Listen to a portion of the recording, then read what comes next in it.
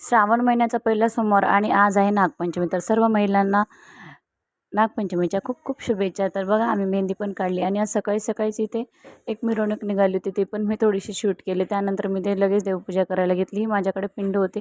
इथे काय शहरामध्ये काय वारूळ नसतं, काही नाही, म्हणून आपले जे घरचे नागोबाची मूर्ती म्हणा, पिंड, त्याचीच पूजा करूनच आम्ही आपला नागपंचमीचा सण सेलिब्रेट करत असतो. आणि निवेदाचं तर काय म्हणता तुम्ही, ज्वारीच्या लाह्या आणि कच्चं दूध व फुटाणे हेच आपल्याकडे निवेदाला असतं. पण लहानपणी गावाकडे आठवते मला, आज काही भाजायचं नाही किंवा तळवायचं नाही, तर का आता नागोबाला तळवल्यासारखं वाटतं असं पण म्हणायचे. आणि आजची शिवमोठ तांदूळ होती म्हणून ते पण मी लगेच वाहून घेतलं.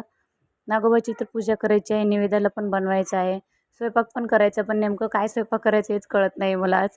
तर चला लगेच आम्ही फ्रूटचा नाश्ता पण केला, पूजा झाली. आणि ब्लॉग कसा वाटला नक्की कमेंट करा, आपल्या चॅनलला सबस्क्राईब करा. काही चुका असेल ते पण मला नक्की कमेंटमध्ये सांगत चला. आणि ही मी ट्रेंडिंग साडी घेतली आहे, कशी वाटते ते पण कमेंट करा. बाय.